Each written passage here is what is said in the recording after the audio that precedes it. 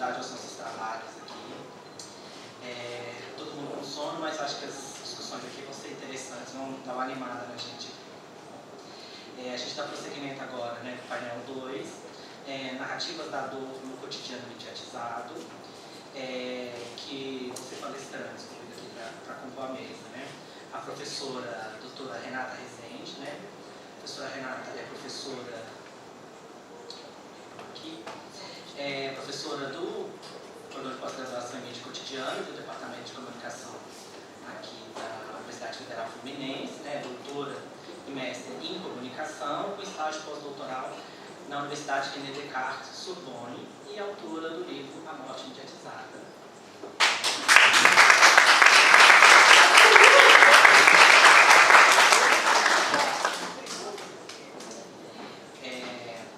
Junta-se a professora Renata, o doutor e mestre pelo programa de mídia cotidiana, com tese sobre linguagem e produção de sentidos, protagonizado por bichas pretas no YouTube. Membro do grupo de pesquisa de mídia e cidadania do grupo de estudos e experimentações audiovisual multimídia MUDES, né, o doutor Diego Cota.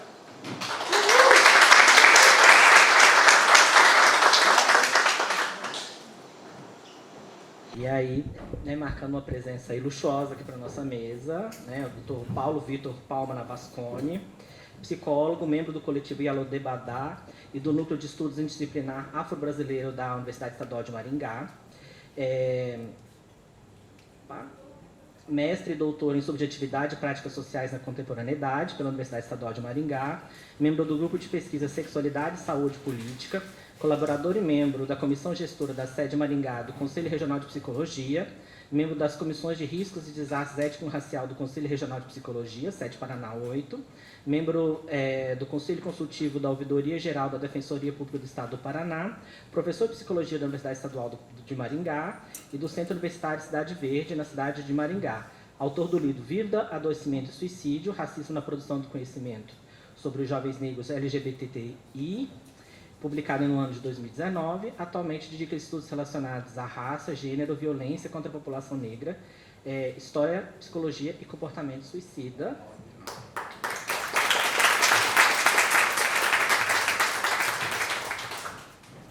Você viu que eu caprichei mais no discurso aí, no currículo da visita, né, gente? Está um pouquinho desatualizado, né?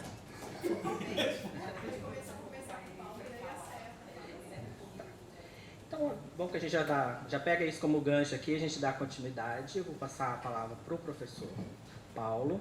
E aí eu só pedi, professor, para você dar uma atualizadinha para a gente das últimas novidades aí da sua carreira, por usar o currículo que está um pouquinho desatualizado. Aí acho que, né, cada um fala 20 minutos e tal.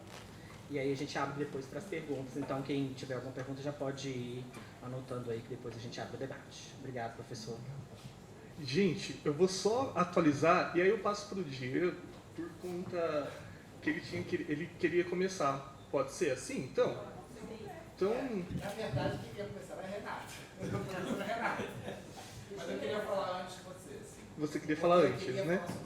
É melhor a gente seguir a ordem, então, porque eu acho que vai ficar mais organizado, porque a pesquisa dos dois conversam mais.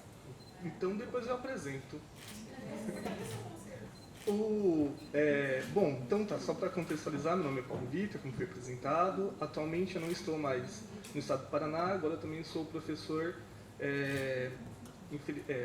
graças às deusas, consegui passar nesse concurso e estou na Unesp agora no campus de Assis, no estado de São Paulo, né, como professor efetivo. Mas depois a gente vai conversar um pouquinho mais, é uma honra estar aqui. E, gente, eu tô tremendo. Então, vamos que vamos.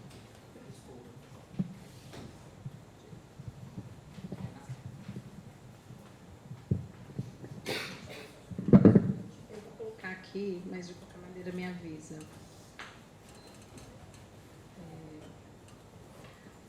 Bom, acho que já acabou o tempo, né? Obrigado pela sua presença. Obrigada, já acabou. Definitivamente esquece. O Max vai pedir para você me avisar, então acho que vai ser melhor. Bom, boa tarde a todos, todas e todes. Uma alegria estar aqui A gente já falou um pouco, né, agora pela manhã, então depois agora dessa hora do almoço, agradecer mais uma vez a professora Denise Tavares, que é quem organizou esse evento maravilhoso sobre esse tema tão difícil, mas muito necessário, né, no caso do campo da comunicação, que é a minha área, para a gente tentar também fazer alguma contribuição e quebrar alguns tabus a respeito dessa temática tão cara, né, e interdisciplinar. Eu vou ficar de pé também, vou pedir licença para eu ficar de pé, porque eu sou professora, então eu fico muito atravancada e isso não me permite que eu não me perca tanto. Eu preparei uma apresentação para vocês muito rápida da minha pesquisa. Vou pedir para você passar fazendo favor. Até comecei.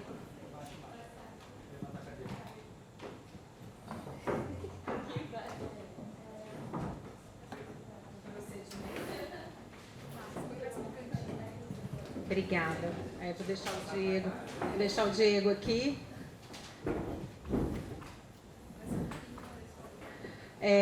Bom, então, gente, a minha pesquisa, ela faz parte dessa pesquisa maior que a gente já explicou, que é o projeto do Grupo Emergente, no qual nós temos, além de mim, da professora Denise Tavares, mais outras 3 professoras, né, que eu já citei na parte da manhã, a professora Carla Baense, professora Larissa Moraes, professora Valcéia Barreto. E eu particularmente trabalho com o eixo de redes sociais, saúde mental e juventudes, nessa perspectiva das narrativas, né, do que eu chamo de narrativas da dor, e depois eu vou explicar para vocês mais ou menos como ela foi desenvolvida.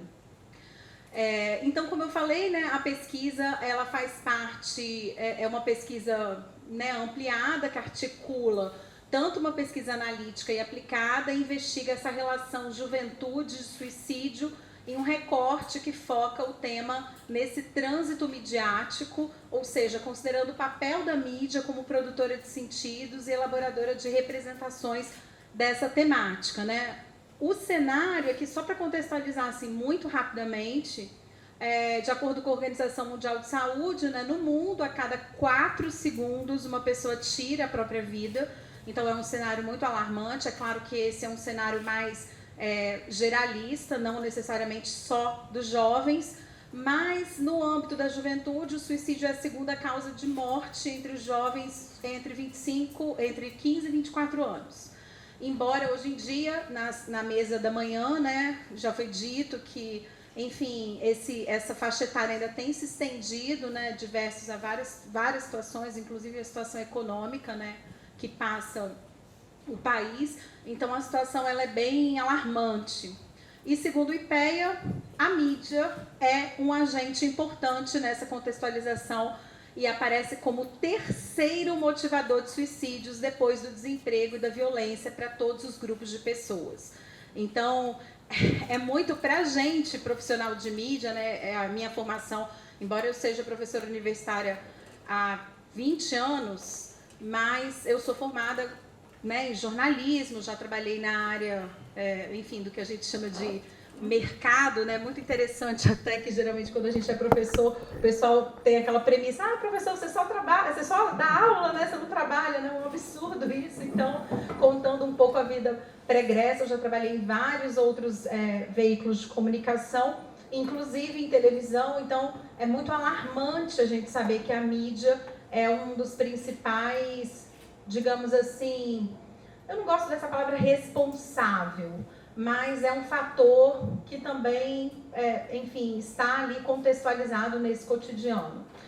Gente, eu trouxe alguns dados da pandemia, inclusive eu até dei uma atualizada na hora que eu fui rever o material, e o suicídio, ele é divulgado no Anuário Brasileiro de Segurança Pública. O último que a gente tem é de 2022, então foi do ano passado, e eu constatei umas questões bastante significativas, porque eu não sei se vocês, principalmente quem trabalha com tema, né, a gente tem aqui vários profissionais que trabalham com tema ou estudam o tema, houve uma certa, como eu vou dizer, de 2020 para 2021, que foi esse primeiro momento aí da pandemia, saiu no próprio anuário dados como se fosse assim de estabilidade do suicídio, Inclusive, tivemos várias matérias, reportagens, divulgando isso de uma maneira até bastante equivocada, porque a maior parte das matérias tratava como se esses suicídios tivessem estagnado.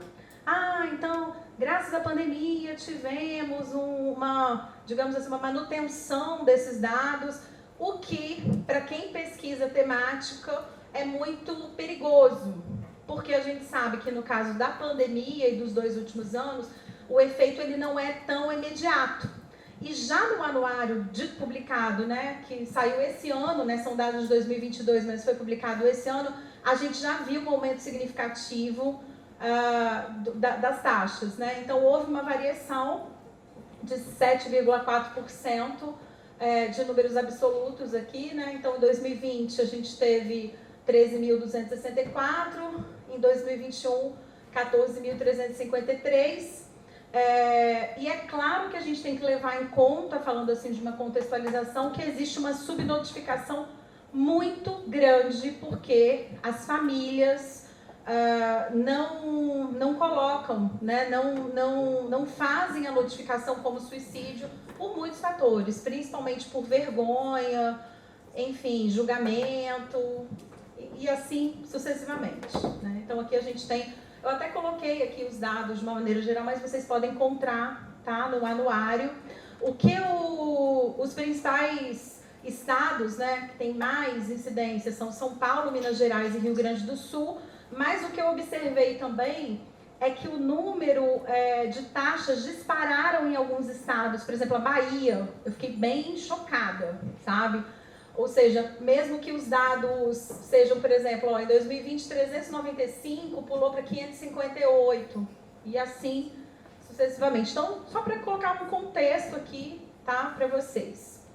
Bom, e aí falando especificamente da nossa pesquisa, o nosso grupo, que vocês vão verificar no próximo painel, né, que a professora Larissa e o Antônio fazem parte, vão falar muito especificamente da questão da imprensa, depois a Denise vai estar falando muito da questão do audiovisual, a Carla vai estar falando de literacia midiática, e eu estou num eixo, que é o eixo de digital, né, ou seja, das redes sociais. Mas, basicamente, a gente opera nessas três grandes vertentes, que seria levantamento e análise das produções midiáticas, em vários eixos, como eu falei para vocês, identificação dos impactos junto aos jovens de escolas e as oficinas formativas, que inclusive teremos 3 amanhã, tá?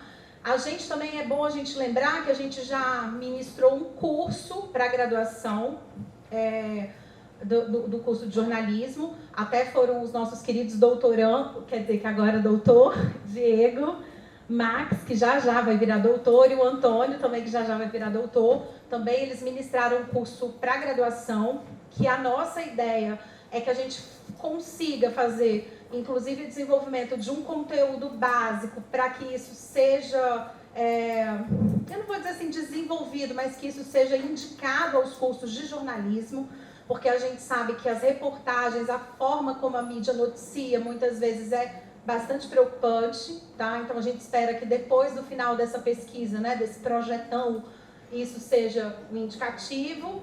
E também, esse ano, fizemos um curso especial também para os alunos de mestrado e doutorado do programa de pós-graduação em mídia cotidiano sobre essa mesma temática, tá? Então, só para contextualizar um pouco. Bom, agora eu vou falar do meu eixo específico, que é o eixo de redes sociais digitais. Então, assim, falando um pouquinho do cotidiano, né, que a gente trabalha com a ideia do cotidiano mediatizado, contextualizando um pouco os usos, pensando nos usuários, né? Então, no Brasil, 96% dos usuários de internet acessam todos os dias a internet. É claro que esses dados são dados mais recentes da TIC Online, que também foi publicado esse ano e se refere aos dados do ano passado. Aqui tem uma juventude mais jovem, né, de 9 a 17 anos, que eles trabalham com esse perfil, mas a gente sabe que tem também a juventude mais ampliada, que também usa a internet, assim, então o percentual é muito parecido, tá? 86% dos usuários possuem perfil em rede social E uma das premissas que a gente tenta, embora seja muito difícil na pesquisa, é que a gente trabalha com a ideia de juventudes, no plural. Porque a gente acredita que, embora existam algumas singularidades, a gente tem que tratar também das diferenças. Inclusive, os meninos vão estar falando de especificidades daqui a pouco, tá? Pode passar.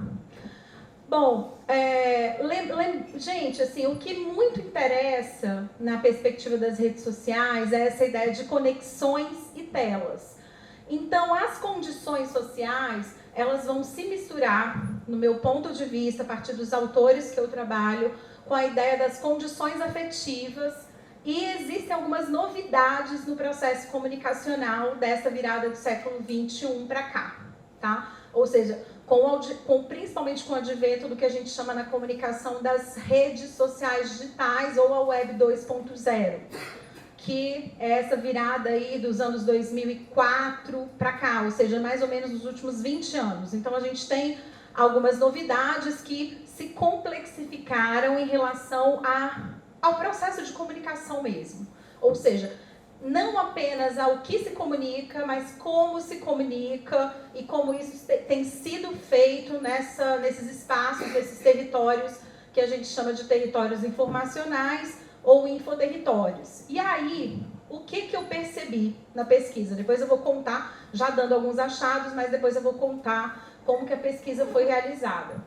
Então, a gente percebeu alguns usos ambivalentes. Por quê? Porque existem discursos de ódio, ciberbullying, práticas terapêuticas e também espaços de vocalização. Então, tudo é muito confuso. A internet, ela tem sido usada numa perspectiva, digamos assim, de escuta e numa perspectiva até de redes, enfim, de redes emocionais, de conexões emocionais, que daqui a pouco eu vou falar um pouco mais sobre isso. E, por outro lado, também de disputas e de outros tipos de acionamento muito ligados à questão, enfim, de ódio, de pornô revenge, né, vingança de pornografia, enfim, várias outras coisas bem difíceis. E aí, tem algumas perspectivas que a gente observa nessa dinâmica das redes sociais que são importantes de serem mencionadas. Primeiro, o que é uma rede social digital? Pensar na rede social digital.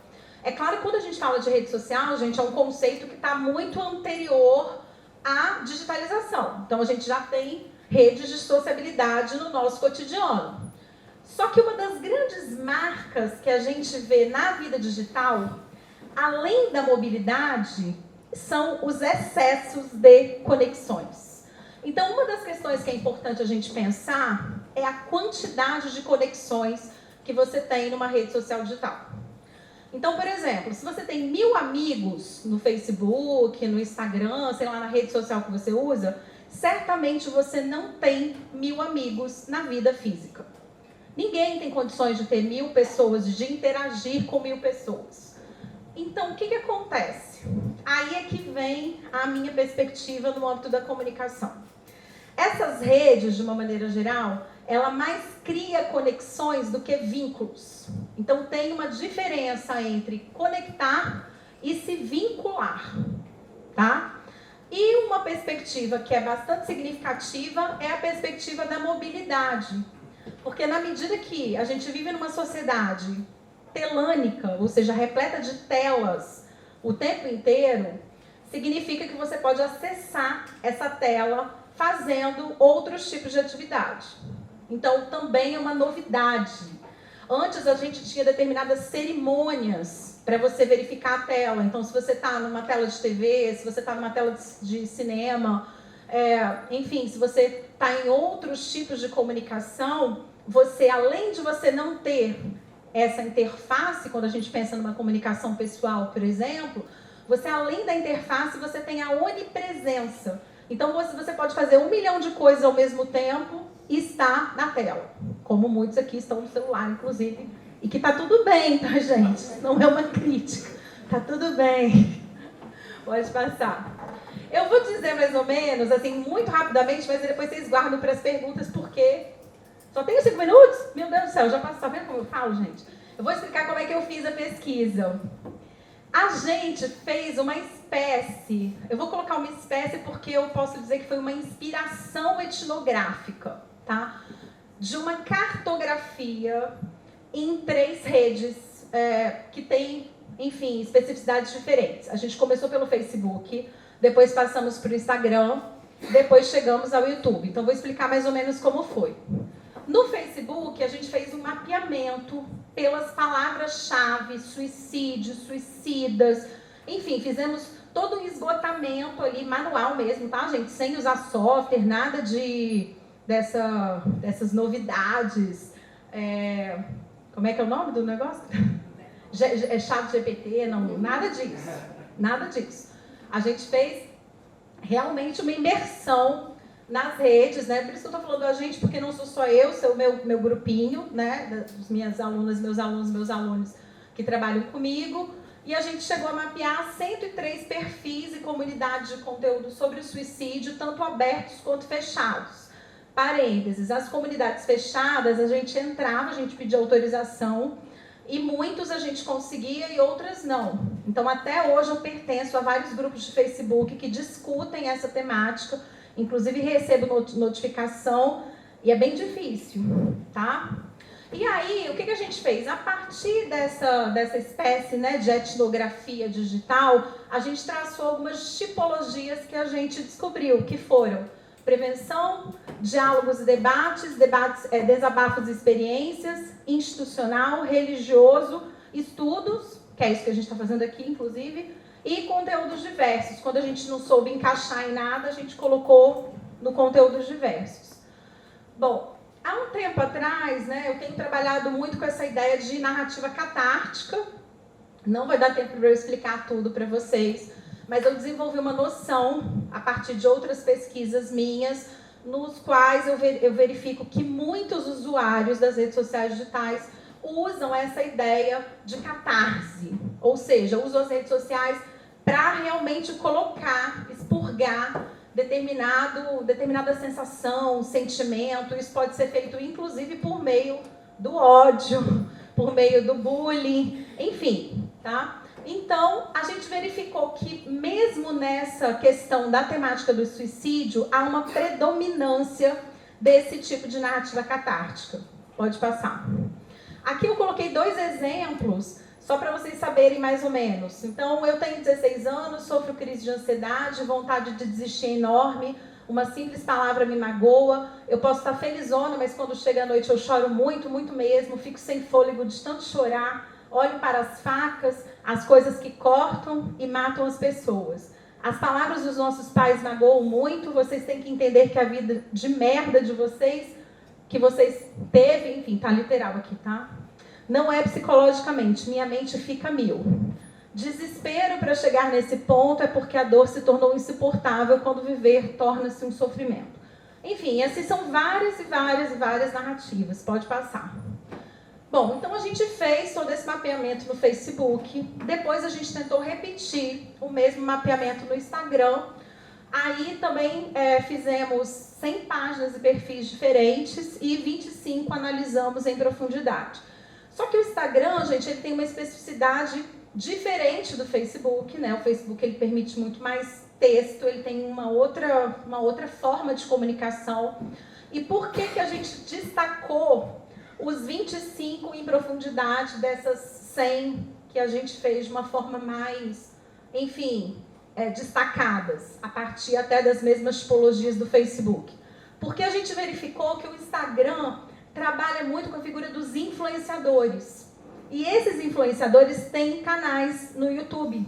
Então, uma coisa, a gente foi seguindo a pesquisa mais ou menos na lógica das redes sociais, ou seja, atores e conexões. Tá? Então, por isso que tem uma inspiração na etnografia, que é a etnografia digital, para a gente tentar verificar esses achados. No Instagram, além das narrativas catárticas, a gente verificou uma alta ênfase na chamada cultura do cancelamento, a ideia da estetização do cotidiano, que a gente até, né, a professora até falou hoje de manhã, ou seja, como há muito uma ênfase nessa questão das imagens. Então o texto está sempre muito acompanhado de imagens, e são imagens que tentam revelar, de uma certa forma, essa ideia de dor, essa dor meio, enfim, estetizada.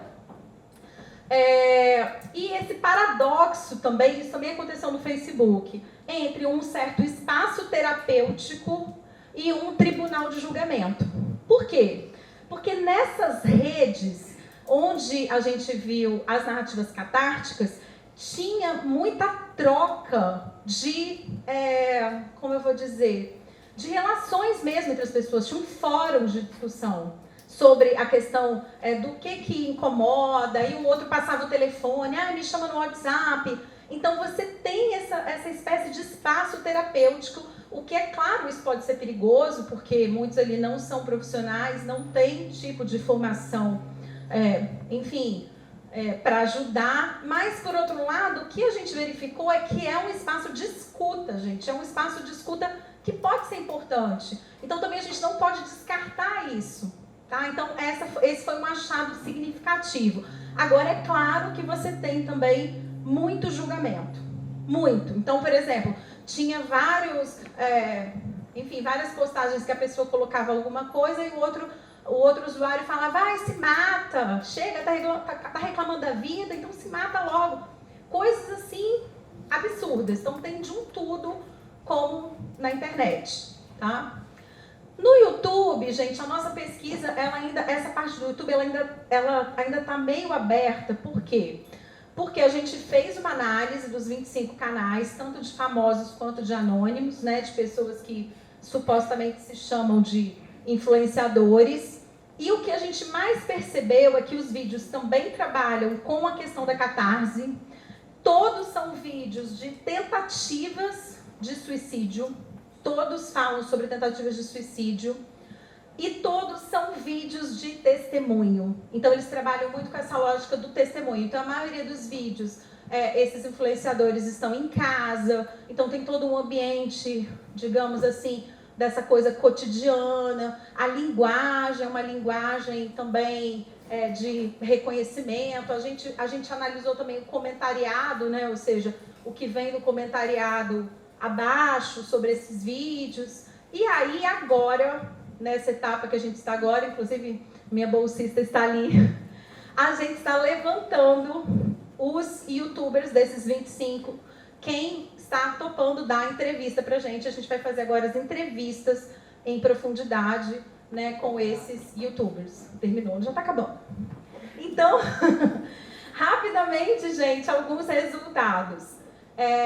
A gente verificou que se trata dessa complexidade, né, do que eu denomino aí de redes de afetos e de afetações, e aqui num sentido bem amplo da filosofia a partir de Spinoza, ou seja, entendendo afeto como afetividade, mas também como afetação. Então, por mais que, aí nesse ponto até discordo um pouco da fala da professora, eu acho que as pessoas nas redes sociais, elas são afetadas de alguma maneira. É claro que existem máscaras, é claro que elas estão protegidas, mas eu acho que, principalmente nessa juventude que a gente verifica, isso está tendo, enfim, impacto mesmo na vida cotidiana. Tem sido bem perigoso, tá, eu diria. Esses paradoxos que eu falei para vocês, entre espaços chamados assim terapêuticos, o que também pode ser uma outra questão complexa, e o tribunal de julgamento. Não, mas aqui acho que já repetiu, né? Tá. A gente verifica que existe um reconhecimento por pares, então as pessoas se reconhecem ali pelo comentariado, a gente vê essa lógica das expressões, do reconhecimento, do tipo de narrativa, dos discursos que são colocados. É uma linguagem muito midiática, tá? Mesmo essa linguagem da catarse é muito midiática, e me parece que é essa necessidade mesmo de existir nas telas desse século XXI. Então, o que eu percebo? Existe uma nova experiência do tempo. E me parece que as nossas interações hoje em dia, elas mudam. Eu não sei se pro bem. Eu também acho, assim, eu falo que eu sou de uma geração um pouco mais antiga. Então eu me desacostumo, eu também prefiro as interações face a face. Inclusive, como diz Denise, estou muito feliz, assim, mesmo que seja cansativo, exaustivo fazer evento, 1 milhão de coisas. Quando a gente está aqui é muito legal, né? A gente trocar, a gente estar com pessoas, mas eu vejo que é uma nova forma de existir e não basta, a gente precisa estar nesses espaços. Parece que a inexistência nesses espaços é uma problemática aí desse século XXI. Tá? Então, acho que a gente, não sei, me parece que é realmente se pensar um pouco por essa via do que é existir nesse século XXI, né? E aí é isso, né? As considerações aqui nas redes sociais digitais, o tabu é menor do que na vida física. As pessoas falam bastante de suicídio. É impressionante. Eu acredito, as meninas depois de uma próxima mesa, né? A mesa da Carla vai falar sobre isso. Eu acredito que a gente precisa aumentar bastante a ideia da importância da literacia midiática, porque talvez se os jovens entenderem como as redes sociais são operacionalizadas, entenderem essa lógica das comparações que são feitas e se fortalecerem emocionalmente, talvez esses jovens saibam lidar melhor com esse campo aí dessa instrumentalização aí da mídia. Tem uma questão de problematização de cultura do audiovisual também, que não vai dar tempo de falar. E uma questão que eu vejo, que é o que eu tenho tentado entrar bastante, que é a noção dos vínculos. Ou seja, eu acho que se a gente pensar numa questão boa, como a gente trabalhar isso? Pensar numa lógica de reenraizamento nas redes sociais. Ou seja, como a gente vai criar raízes nas redes sociais. Talvez essa seja a grande questão aí da comunicação do século XXI. É isso, desculpa, acho que eu passei uns 5 minutos.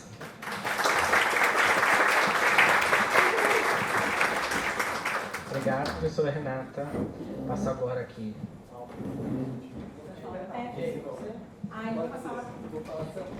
Eu passo a palavra agora ao Dr. Diego Cota. Né? 20 minutos, tá, gente? Não, vou ser rápido, gente. Bom, primeiramente, boa tarde a todas, todos e todes. Eu queria, na verdade, falar um pouco até porquê da minha presença aqui nessa mesa, né? Assim, eu acabo de defender uma tese de doutorado, né, sobre bichas pretas no YouTube, tentando entender como são essas novas linguagens, que tipo de sentidos, né, a produção de sentidos que elas estão realizando ali nessa ambiência midiática. E eu estava ouvindo, né, as professoras falando, as psicólogas falando aqui na mesa anterior, né, e falou-se muito em cyberbullying, né, enquanto as pessoas estão, inclusive, colocando o suicídio nas telas, falando como se faz, se cortando, várias estatísticas, mas eu gostaria, assim, de ser um pouco otimista em relação às redes sociais digitais, assim, na medida que tem toda essa discussão que, é claro, é relevante, cabível, plausível, mas eu também acho que as redes sociais digitais, especialmente as plataformas de streaming, podem ser entendidas e compreendidas como ferramentas de vocalização de opressões e, quiçá, até um quilombismo midiático interseccional, que é o que a minha pesquisa sugere, né, como um achado. E por que eu estou falando isso, né? Eu me debrucei sobre as bichas pretas, né, como os gays negros afeminados gostam de ser denominados, a partir de um vídeo de Spartacus Santiago, uma das principais interlocutoras da tese, né, que é um influencer, hoje apresentador da MTV e tudo mais, que é um vídeo que se chama Desabafo para Bichas Pretas. É um vídeo, como a professora Renata aqui, né, que eu já agradeço, minha orientadora, assim, minha pesquisa é completamente vinculada às narrativas da dor, né? É um vídeo onde o Spartacus se coloca de maneira muito emotiva, muito catártica, como a professora Renata disse, né, falando um pouco da sua experiência enquanto um gay negro afeminado, né? Ele vai falar sobre relacionamento interracial, ele vai falar de bullying, ele vai falar de relacionamento com o pai, com a mãe, enfim. Da descartabilidade do corpo, como ele se sente nesses tipos de relacionamento e tudo mais. A partir desse vídeo, eu comecei a ver uma série de vídeos de bichas pretas no YouTube, onde eu comecei a perceber uma certa similaridade dos discursos, né? Então você via que no fundo, é claro que havia uma especificidade, né, de como fazer, de como falar, uma bricolagem ali comunicacional, mas eu percebia que no fundo existia ali uma tentativa de se narrar a opressão, de se, né, de mostrar, de falar em profundidade para quem assiste como é ser uma bicha preta no Brasil hoje, né? E aí eu comecei a perceber isso como uma brecha, uma possibilidade de vida, né? Porque uma coisa, eu até falei, eu estava numa mesa na FGV, que eu disse, uma coisa é você ser uma bicha preta na capital do Rio de Janeiro, né? E outra coisa é você ser uma bicha preta do interior do Piauí. Então, quais são as representações que essa juventude, né, gay, negra, afeminada, e a gente está aí com um entrecruzamento de opressões, que é algo que eu coloco bastante na pesquisa, o conceito de interseccionalidade, o quanto isso provoca, né, as intersecções do racismo, da LGBTfobia, do classismo, da misoginia, porque quando você fala de bichas pretas, você está falando de um corpo que já é abjeto, já é jogado às margens, com vários traumas, vários problemas, né, em suas subjetividades. Você coloca esse corpo, esse homem, né, gay, negro, afeminado, muito próximo à mulher, né? E a gente sabe o quanto a nossa sociedade é machista, patriarcal e tudo mais. Então, a pesquisa, na verdade, ela fala exatamente dessa intersecção dessas opressões, mas olhando, e é isso que eu gostaria de jogar luz, olhando para a possibilidade dessas redes sociais digitais, do streaming, ser uma ferramenta, né, uma tática do cotidiano mediatizado de tentar mitigar os impactos de uma sociedade que é racista, que é LGBTfóbica, que é classista, que é patriarcal, enfim. E o que você quer dizer com isso, né, Diego? Eu quero dizer que nesses vídeos que eu assisti, eu vi uma possibilidade de vida, né? Porque os gays negros, afeminados, as bichas pretas, elas, inclusive hoje, quando eu finalizei, né, hoje que eu digo, né, já depois da pesquisa finalizada, porque não tem fim, né? Assim, a coisa continua. Eu percebo que os discursos, inclusive, já estão se transformando, né? Porque hoje você está com os gays falando de beleza, de cabelo, né? Eu até coloco isso nas considerações finais da pesquisa, que é um pouco desse afrofuturismo, né? Dessa capacidade que as redes sociais digitais estão colocando de se reimaginar o mundo, né? Ou como o nosso grupo de pesquisa estudou durante todo o ano passado, de reencantar o mundo, né? Então, existe todo o bullying escolar, e aí eu uso também a metodologia de autoetnografia, porque eu passei por escolas com um requinte de crueldade pedagógica muito forte. Então, eu precisei colocar isso na pesquisa, porque a educação, e esse evento trata disso, né? Se começa ali, né? É o berço quase de todo o trauma que a gente vai vivenciar, né? Principalmente bichas pretas. Então, eu me coloco bastante na pesquisa porque eu sofri bastante no meu contexto escolar, né? Mas, naquele momento, e até pouco tempo, eu não tinha noção disso, porque eu achava que isso estava muito atrelado à questão da minha homossexualidade, que na época ainda nem estava desenvolvida, né? Eu, com 10 anos de idade, na 5ª série do ensino médio, eu ainda estava, sei lá, eu ainda ia experimentar muitas coisas, enfim. Mas depois, com um certo letramento racial, que é isso que é importante, que a universidade, né, te proporciona certas coisas, né, a literatura e tudo mais, inclusive as redes sociais digitais, porque nesses vídeos a gente vai ter acesso a muita informação. É claro que você precisa peneirar, você precisa filtrar, tem toda essa discussão, mas foram possibilidades de eu me entender enquanto negro, inclusive. E aí você vai vendo o quanto essa sociedade é capaz de ser extremamente perversa com as pessoas. Muito obrigado. E aí, diante disso, eu acho que eu queria falar um pouco do porquê eu estou aqui na mesa agora, porque durante o doutoramento, a professora Renata falou assim: Diego, saiu um livro agora que é a sua cara, que você vai adorar e que tem a ver com a sua pesquisa, que é Vida, Adoecimento e Suicídio, Racismo na Produção do Conhecimento sobre Jovens Negros LGBTIs, que é esse livro aqui, que eu faço, assim, indico muito a leitura, que é do professor Paulo Navasconi. Fez resenha. Que eu fiz resenha do livro, porque eu achei muito importante dar discussão, professor, para os estudos midiáticos e do cotidiano, sabe, aqui do nosso programa. Então, eu li o livro, eu fiquei fascinado, e eu queria falar duas coisas em relação ao seu livro, né? Foi a dissertação de mestrado do professor Paulo.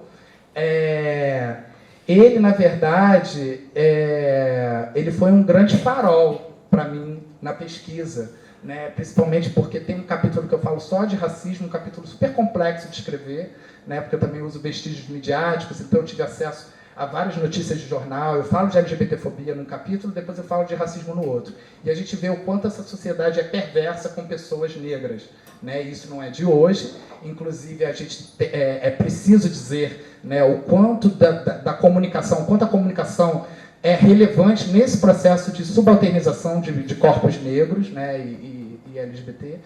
Então eu fiquei muito impressionado com o seu livro, na clareza, né, na sua revisão bibliográfica, na sua preocupação, inclusive, com o epistemicídio, né, você coloca isso muito, muito evidente na escrita, né, por que os dados sobre suicídio relacionados a racismo e LGBTfobia, hoje nós tivemos exemplos aqui de manhã que já estão sendo categorizados, fiquei muito alegre e feliz, né, que já está se citando LGBTs nas pesquisas.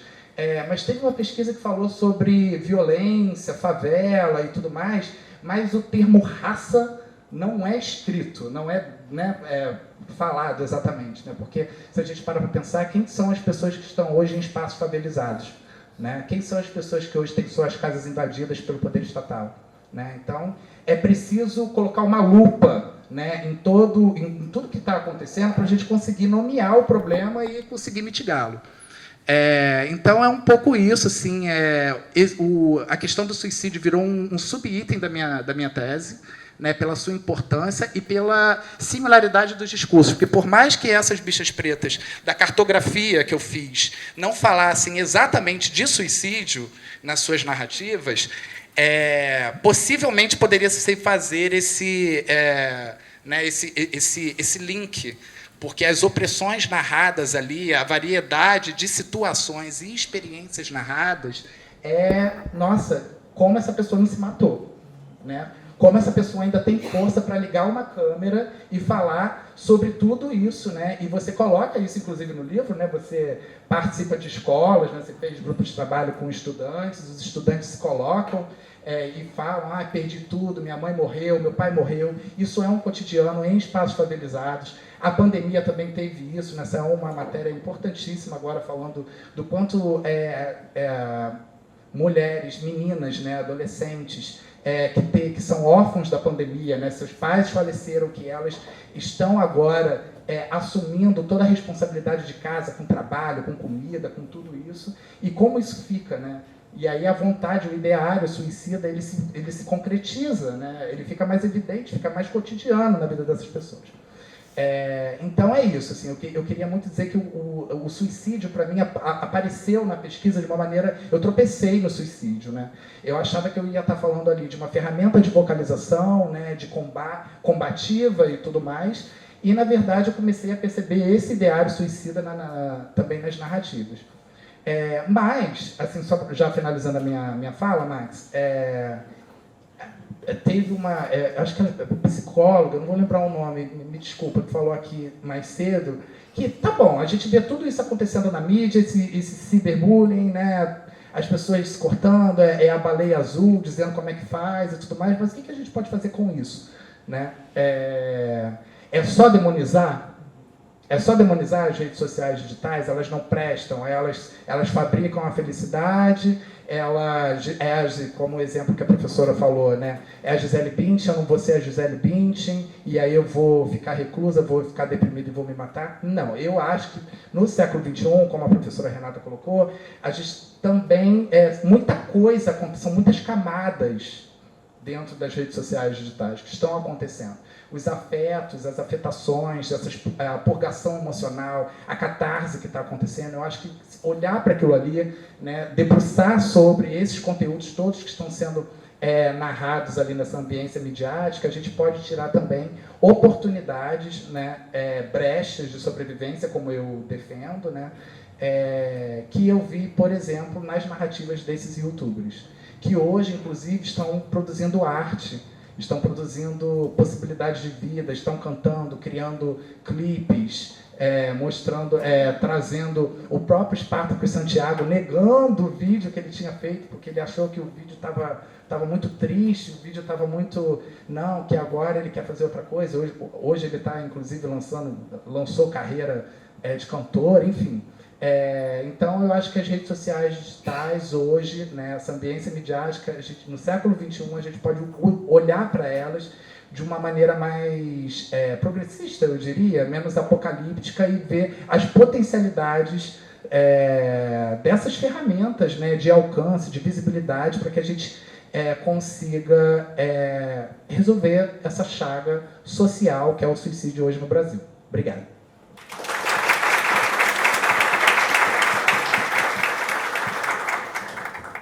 Obrigado, professor Diego. Agora passa a palavra ao professor Paulo. Gente, estou emocionado. Eu gostaria de começar iniciando, né, no caso, agradecendo a professora Denise, né, pelo convite. E, sobretudo, né, não só a toda a comissão organizadora, né, principalmente as pessoas que trouxeram o chá, enfim, todos e todas e todas que estão presentes aqui à mesa, sobretudo também ao Diego, né, quando a primeira vez que eu vi um amigo, né, falou, olha, saiu uma resenha do seu livro. Eu falei, eita! E falei, nossa, quem sou eu na fila do pão? E fiquei muito emocionado e feliz de saber que o Paulo, quando tentou pela primeira vez o suicídio, quando tinha 13 anos de idade, jamais imaginava que iria ser possível, jamais imaginava que talvez o que eu estivesse vivendo aqui agora, se alguém falasse para ele, quando ele tinha 13 anos, eu acho que jamais eu teria a dimensão do quão bonito e do quão rico, que é, claro, particularmente na singularidade, no eu, Paulo Vitor, tem algumas questões legais. Estou em Niterói, né? Tem ali os seus pontos, entre aspas, da lógica narcísica, né? Do indivíduo e tudo mais, mas eu tenho para mim que se suicídio é uma questão de saúde pública, e se eu acredito, e o que me mantém vivo é justamente acreditar não só no outro, mas acreditar no mundo, mesmo em dias do impossível, como Beatriz Nascimento nos ensinou, e aí ver isso, escutar que eu passei 3, 4 anos tentando encontrar em blogs, na internet, em sites, notícias que pessoas LGBTQIA+, pretas, tinham ou tentado ou vindo a óbito por suicídio, para poder mostrar para essa ciência que os nossos corpos existem. Então é mais do que emocionante estar aqui, e eu gostaria de iniciar propriamente dito a minha fala, sempre faço isso, saudando a todas e todos e todes que lutaram para que eu pudesse estar aqui, sobretudo os meus ancestrais. Então, também peço licença para compartilhar, né, e entregar cada parte do meu corpo para a produção dessa fala que nós iremos fazer aqui, pois cada parte desse corpo é fruto de inúmeros encontros, desencontros, atravessamentos e reflexões. E aí eu costumo dizer, né, temos aqui a Elisa, o Thiago, e também Luana, né, uma colega, amiga, costumo dizer, costumamos trabalhar com a ideia de que falar da dor, falar da morte, falar do luto, também é falar sobre vida, né? Afinal, de quais vidas? Né? De quais vidas nós estamos dispostos a falar, a pensar, a escutar, a refletir e, sobretudo, a cuidar? De acordo com a nossa Constituição, que sempre está, né, desde a sua concretização em 1988, encontra-se em risco, o direito à vida é um principal direito humano. E aí, se a gente tem um Estado democrático que, de fato, tem como um direito e um dever de zelar, né, o direito à vida dos seus cidadãos e cidadãs, por isso qualquer tentativa de ruptura, de destruição ou até mesmo de não efetivação desses direitos fere a nossa Constituição. Portanto, eu queria conversar com vocês sobre algumas questões. O direito da vida, né, está sendo garantido, sim, mas para quais vidas, ou melhor, para quais corpos? Por que corpos? Para corporificar, para materializar esse corpo que muitas vezes é visto como objeto e abjeto. Por isso, talvez compense a gente retomar algumas questões. Por exemplo, o que a gente tem entendido, chamado, nomeado por morte. O que nós estamos entendido, nomeado, chamado por dor. Afinal, a morte tem cara, tem cor, a dor tem cor. O que é dor? Se a gente for fazer rapidamente uma dialética aqui, uma discussão sobre a dialética do sofrimento e da dor, a gente pode pensar que a dor, de modo muito superficial, não tenho tempo para tentar pensar nisso, mas de modo muito superficial, a dor ela é uma condição intrínseca à existência. Claro, é um modo como eu trabalho a partir de alguns autores e leituras de algumas autoras. Se a dor é intrínseca, eu entendo que o sofrimento consiste justamente na experiência de se aborrecer com essa dor. Sofrimento requer justamente alteridade, requer o outro, requer relação, requer contato, requer humanidade e reconhecimento da humanidade. Para alguns teóricos e algumas teóricas, o afeto da contemporaneidade, ela não é o sofrimento. Por quê? Como eu disse, o sofrimento pressupõe alteridade, pressupõe um outro, pressupõe um sujeito que, de fato, vai olhar, vai acolher, vai visualizar aquele corpo que sofre. E que, muitas vezes, nós dirigimos o nosso sofrimento. Por meio das redes sociais, por meio de outros meios de comunicação, por meio do grito. E aí tem uma frase de Luana Lima que ela fala: o indivíduo precisa morrer para poder ser falado, para poder ser escutado. E aí eu falo: sabemos aonde dói, mas por que poucas pessoas conseguem escutar? Será que de fato eu existo?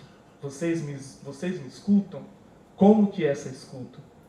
Logo, para sofrer, para existir, e sobretudo para que se tenha dor e sofrimento, é preciso que essa pessoa, que o meio, que o contexto, que a cultura possa de fato visualizar esse sujeito como humano.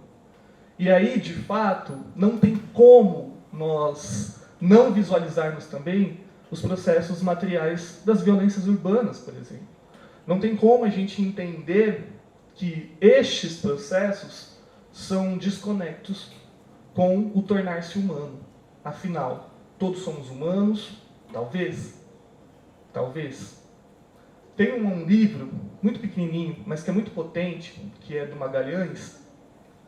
do Maranhão, do que é morte. Né? Acho que todo mundo já, em algum momento, já deve ter contato. E aí, ele tem logo no começo ele fala, né? E gente, eu estou lendo alguns momentos para poder não me perder, tá? Eu vou tentar correr porque, meu Deus, minha fala, estou no início. Tá. Ele vai falar que não há lugar, né, para os agonizantes, para aquelas pessoas que não produzem, que não consumem, que de fato não acumulam, que não respondem às expectativas do meio, e sobretudo desse meio do capitalismo, na qual não se incomodam, inclusive, com o progresso do tempo. Não existe espaço e tempo, e sobretudo espaço material, para aquele ou aquela que de fato deseja pôr fim para sua existência. Então é preciso demarcar, criar narrativas que vão colocando estes fenômenos na categoria da patologia, da doença, do sofrimento, da loucura, do incompreensível. É preciso fazer desaparecer do imaginário social qualquer forma ou qualquer questão que associa-se à morte, ao suicídio, à dor. Mas, portanto, quando se fala da morte, é preciso saber, de fato, utilizar quais termos corretos nós estamos usando. Por quê? Falar da dor, sobretudo da morte, muitas pessoas, muitos estudiosos nomeiam e reiteram que falar da morte, do suicídio, na sociedade contemporânea é falar de um tabu. Mas até que ponto podemos demarcar e afirmar que a morte na contemporaneidade, sobretudo o suicídio, seria um tabu? O que eu quero chamar a atenção com tudo isso é, se hoje é possível afirmarmos que a gente tem recalcado a morte, seja no plano individual, social. Cabe aqui talvez uma reflexão, eu não sei se vocês estão caminhando junto comigo. Que podemos então, ou quem pode recalcar a ideia de morte e morrer? Quais vidas, quais corpos, quais contextos, por quê? Para muitos corpos, para muitas vidas, e aqui eu preciso nomear, corpos pretos, corpos LGBTQIA+, para muitos corpos, o retorno do recalcado nunca retornou, porque sempre esteve presente, sempre esteve um aqui e agora. Para muitos corpos, como Franz Fanon nos diz, são condenados não só à morte, mas são condenados de fato a uma vida não vivível. E aí, quando eu falo que o processo de recalque da morte, mesmo que a gente de fato possa tentar recalcar para que ele não se torne consciência e fique de fato vivo na memória, eu diria que constantemente, para algumas vidas, isso está exposto nas goelas. Isso é como Grada Quilomba fala, é uma ferida aberta. E aí ela vai falar do colonialismo. O colonialismo é uma grande ferida aberta. E eu diria, uma jovem negra é assassinada no Rio de Janeiro. Um homem negro é assassinado pela polícia. Jovem negro tem 3 vezes mais chances de ser morto. Mulheres negras são as principais vítimas de homicídio. O Brasil registra mais 700 mil mortes por Covid-19. 5 crianças morrem no mundo a cada 5 minutos por desnutrição. Esses dados eles precisam muitas vezes também ser materializados, concretizados e racializados. Nem todos possuem o direito de recalcar, de retirar da sua consciência o fenômeno da morte. E aqui não estou dizendo da morte natural em si. Por mais que seja universal, por mais que de fato seja muitas vezes uma abstração, esse fenômeno da morte, todos os fenômenos são atravessados pelos recortes de raça, classe e gênero. O que eu quero chamar a atenção com isso é, nem todos os mortos têm direito ou têm o mesmo direito de serem, por exemplo, enlutados. Nem todos os vivos têm o direito de se reconhecer seus mortos. É sabido que muitas vezes, talvez Max, eu tenho a experiência do que é a morte a partir do outro. A partir da experiência que eu tenho com o outro, num contexto, num meio material. Mas como é esse processo para aqueles corpos que são marcados para morrer?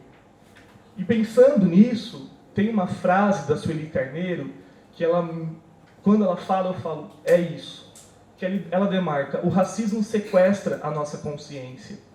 E não dá para a gente poder pensar, por exemplo, o suicídio, a morte, o morrer, se não conseguirmos olhar, por exemplo, de que não é ou não tem como hierarquizar sofrimento, não tem como a gente pensar que sofrimento é uma régua quantitativa.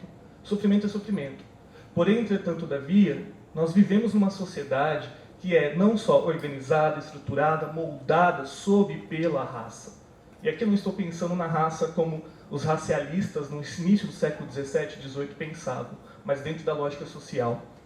Pensando aqui de modo muito sucinto, dentro do materialismo histórico-dialético, nós temos lá 3 grandes categorias: a universalidade, a particularidade e a singularidade. A universalidade do racismo, a gente poderia pensar que em todo o mundo o racismo ele visa o quê? O aniquilamento. Ele visa, de fato, acabar com o outro, destruir o outro. Afinal, o outro é sujo, o outro é aquilo que eu não quero ser, o outro é, de fato, aquilo que eu não desejo ser. Porém, o Brasil tem uma particularidade. O Brasil é o único país que o racismo se fez presente também pelo mito da democracia racial. É somente o Brasil, o único país que tem, por exemplo, uma tentativa de apartheid social e, sobretudo, colocada pelo governo de que nós vivemos num país que é harmônico, um país que todo mundo tem um pezinho na senzala e coisas do tipo. Porém, entretanto, todavia, no Brasil, o racismo se expressa na sua singularidade através do brutalismo. É brutal. Eu não preciso nem dizer que se a cada 23 minutos um jovem negro é assassinado neste país, eu não preciso nem dizer que, por exemplo, Cláudia, em 2014, é arrastada e que, há 7 anos atrás, antes de Cláudia ser arrastada, e eu não estou hierarquizando aqui, não é isto, mas essa situação de Cláudia, que comoção que gera, que relação que gera. E quando João Miguel, se não me engano, agora não me lembro agora o nome completo, daquela criança que também foi arrastada em 2006, foi para Páginas da Vida, foi em todas as mídias. Afinal, alguns corpos valem mais. E aí, pensando nisso, o racismo e as atrocidades direcionadas ao povo preto, no período da escravização, não talvez deixaram de existir. É como se talvez a abolição aconteceu, a escravatura deixou de acontecer. É como se fosse tudo esse passado passou-se de fato a não existir. E aí agora entra um ponto muito importante, que se a gente deixa de reconhecer, deixa de visualizar esses processos, como eu vou de fato intervir, como eu vou de fato pensar, olhar e, sobretudo, cuidar. E nós continuamos repetindo esse sintoma constantemente. É preciso entender que dor, morte, luto, suicídio, eles são atravessados por uma lógica interseccional. Não tem como não reconhecer a interseccionalidade nesses fenômenos.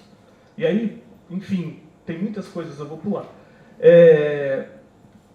Pensando nisso tudo, né, tem uma colega, amiga, que nunca pude, de fato, conhecê-la, propriamente dito, mas todas as minhas falas eu dou um jeito de tentar pensar e trazer ela comigo, porque eu não ando só. Né? Os nossos passos vêm de longe. E Carla Lucas Franco, antes dela, enfim, ser suicidada, ela fala: como é desistir de quem é você? Isso não significa a própria morte? Quantas vezes nós morremos no mês? Carla, trans não binária, periferizada, preta, e ela demarca isto, ela talvez seria uma representação de todos esses atravessamentos. Claro que nós poderíamos pensar que talvez, se ela tivesse outros marcadores sociais da diferença, acho que talvez isso se intensificaria ainda mais. Mas o que eu quero chamar a atenção com isso? Se a gente for pensar que quando eu for falar do racismo no Brasil, mas assim, o racismo enquanto uma categoria universal, particular e singular, uma das funções do racismo no Brasil, e não só no Brasil, mas é justamente fazer o que deve viver e o que deve morrer. E o que deve ser reconhecido como vida e o que não deve ser reconhecido como vida. E se a gente for pensar, por exemplo, as redes sociais, nesses 3, 4 anos, eu fico constantemente tentando encontrar dados reais de pessoas que vieram a óbito por suicídio, pessoas pretas LGBTQIA+, para poder demonstrar para a ciência de que, e aí dito, que ciência é essa, que ciência, que conhecimento é esse, que quando vai, por exemplo, racializar, ou racializa de modo recortando o fenômeno do suicídio, colocando ali um recorte de raça, e eu sempre questiono, eu não sou EVA, eu não sou papel para ser recortado. População preta não é EVA para ter recorte. A gente precisa entender que a raça, todos aqui somos racializados. A gente poderia pensar aqui, por exemplo, no suicídio da população indígena. A gente poderia pensar, por exemplo, aqui o suicídio de pessoas pardas, que é uma outra discussão, que é uma outra questão, para a gente poder pensar a complexidade desse não lugar, do não pertencimento, do pertencimento. Então não dá mais para a gente poder pensar, não dá mais, olha o ato falho, não dá mais para a gente não pensar de que o racismo ele é um fenômeno que não atravessa, por exemplo, as discussões de morte e morrer. Existe um genocídio que está em curso, que tem no mínimo duas manifestações, duas facetas, que é o genocídio no matar, e aí a polícia, por exemplo, tem total aval para isso, e o genocídio que deixa morrer, como é o caso das prisões, e como é o caso, por exemplo, do conhecimento científico. Quando não dá conta, não visualiza, não entende, ou, de fato, continua mantendo uma lógica colonial dos espaços da academia, quando não se reconhece, por exemplo, os efeitos psicossociais do racismo. A gente tem uma política que vai determinar e vai demarcar que o racismo, ele não só é um determinante social em saúde, mas ele é, sobretudo, também um elemento de produção de vida e produção de sofrimento. Então, pensar tudo isso é pensar que, como a Kilibembe vai demarcar, né, que nós vivemos numa estrutura pensada e estruturada pelo necropoder. Nos últimos anos, por exemplo, aumento da violência letal contra pessoas que estão no contexto de minorização social, populações específicas, por exemplo, população preta, LGBTQIA+, mulheres. O Nordeste, a gente tem visto um acentuamento, né? A professora Renata sinalizou isso explicitamente com os dados. E aí, dados mais recentes, a gente pode pensar que 75% das vítimas de homicídio neste Brasil são homens negros. E aí, se a gente for olhar, por exemplo, né, não só no suicídio e tantos outros dados de violência, não tem como singularizar um fenômeno que não é singular apenas. Vários são caminhos para explicar todos estes dados que eu acabei de falar. Mas a centralidade é a mesma, o racismo. É o racismo que vai diferenciar que é o jovem, por exemplo, negro, de um jovem branco, que um vai para a escola, o outro é marginal. Independente se eu tenho doutorado, se eu tenho isso, se eu tenho um livro, se eu sou YW, independente disso, eu preciso sempre lembrar que, de fato, é a partir do outro que eu me constituo como sujeito. E como esse outro me olha, como esse outro me visualiza. O racismo paralisa a sociedade, fecha os olhos, reproduz e se reproduz através de um discurso, de uma estrutura da branquitude, que vão demarcando que, por exemplo, a nossa juventude preta é perigosa, é marginal. O fato, por exemplo, do jovem ser negro concede muitas vezes para o Estado autorização em matar. E muitas vezes, quando o Estado não mata, nós morremos pelas nossas próprias mãos. E isso daqui é um ponto central para a gente poder pensar. Eu não aguento mais ver a minha juventude sendo, de fato, deteriorada e perdida. E não é por falta de perspectiva de vida. Não é por falta de perspectiva de desejo. Fanon escreve, né, num ensaio, ele coloca que a centralidade do racismo, ele coloca a centralidade do racismo para se compreender o mundo contemporâneo. Ele diz que o racismo é a chaga da humanidade. E Diogo terminou a fala dele pontuando isso. Em Condenados da Terra, Fanon vai afirmar que sem o racismo, por exemplo, a Europa não teria se transformado no que se transformou. Mas, Paulo, por que você está falando disso? Theodor Adorno vai falar que o que não é espelho nós matamos. E aí, o que eu quero chamar a atenção com tudo isso? Se a pessoa só é pessoa, através não só desse olhar do outro, e é neste processo que a gente vai construindo os sentidos da vida, talvez para a população negra, o sentido da vida é o sentido determinista do ser, talvez, um objeto, um corpo que não tem valor, e eu recuso isso. Nós recusamos isso.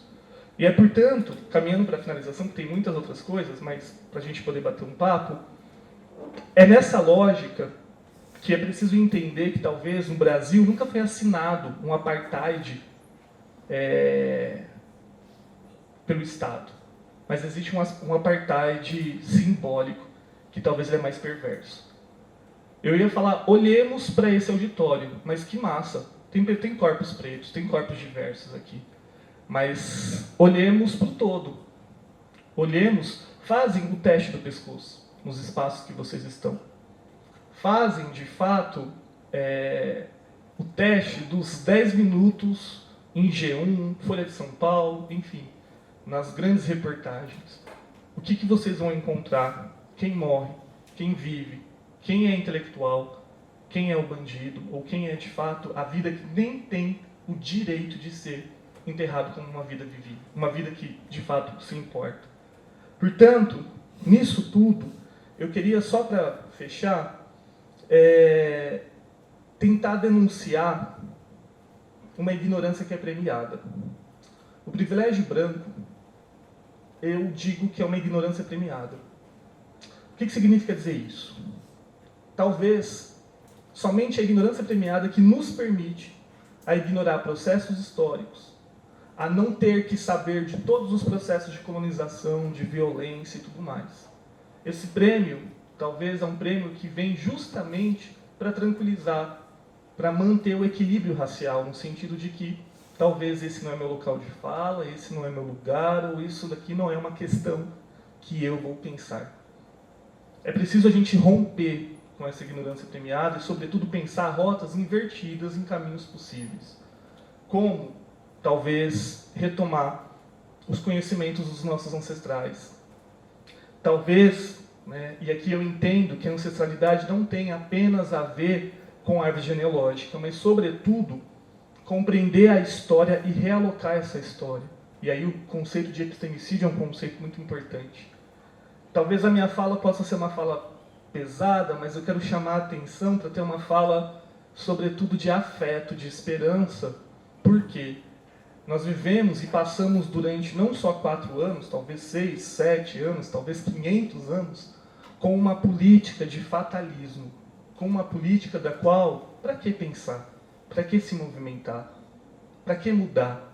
E quando eu vejo, não é porque Denise me convidou, não é porque eu estou aqui, não é porque eu encontrei Diego, mas quando eu vejo, de fato, espaços como estes, quando eu vejo conversando com, agora, Fernanda pessoalmente, mas com o Tiago, com Elis, com outras pessoas, e tendo, de fato, a ânsia de pensar, é possível, talvez, transformar, mesmo que seja numa ordem micro, eu fico pensando que quais, de fato, são as possibilidades reais, concretas, para tentar construir uma nova forma de ser no mundo. Uma nova forma de ser negro num mundo que ainda, infelizmente, resiste o reconhecimento de um fenômeno que estrutura esse país. Portanto, talvez falar, seja pelas redes sociais, como eu fiz lá, foi um ato de libertação, foi um ato político, não sei, mas foi um ato de existência. É preciso a gente continuar racializando, interseccionalizando e entendendo que interseccionalidade não é metodologia, é uma episteme sobre os estudos de vida, morrer e viver. Por fim, vidas negras importam e que nós possamos amar elo, né, pensando aqui o Emicida, o amar e o elo de conexão, de ligação, que une, e o amarelo como sendo, de fato, um processo de atenção que ainda há tempo para a gente poder pensar um processo de transformação. E eu desejo essa fala, eu desejo a minha existência a todas aquelas pessoas que foram, de fato, assassinadas brutalmente pelo poder e pela força do necropoder. E eu desejo que a gente consiga existir e ter esperança, força, fé, não sei, mas para que a gente possa conseguir ainda enfrentar essa nova realidade, ou construir uma nova realidade em um outro mundo, e que seja um mundo possível para todas as pessoas. Acho que é isso, gente. Desculpa o tempo e a desorganização.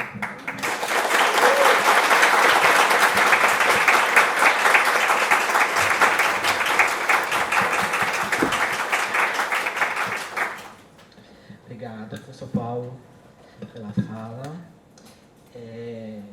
Eu acho que agora a gente pode passar.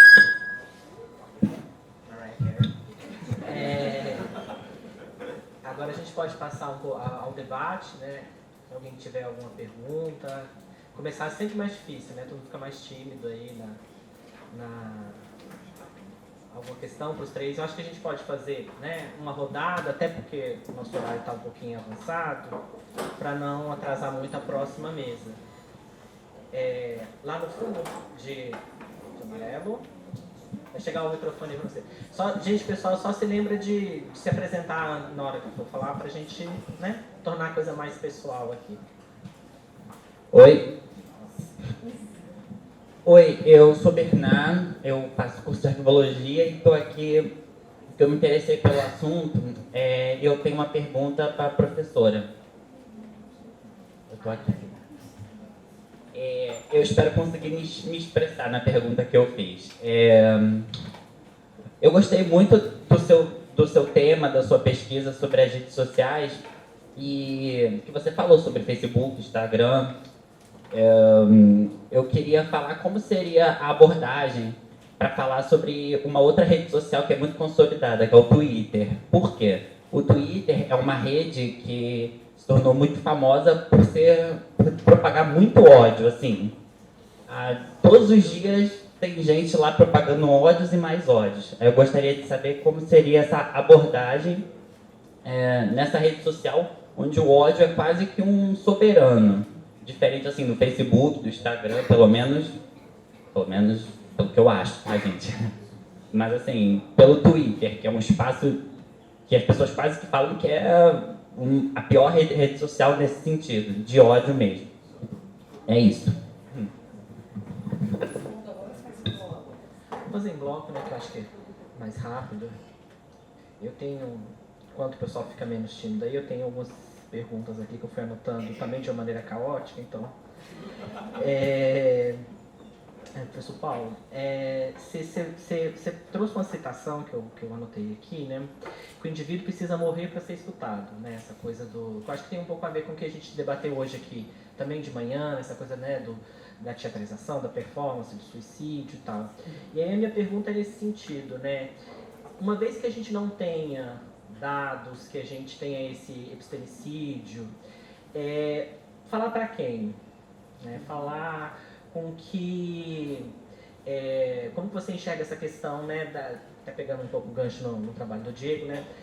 Se vocaliza para quem? Quem ouve esse suicídio, né? Quem ouve esse pedido de, enfim, né?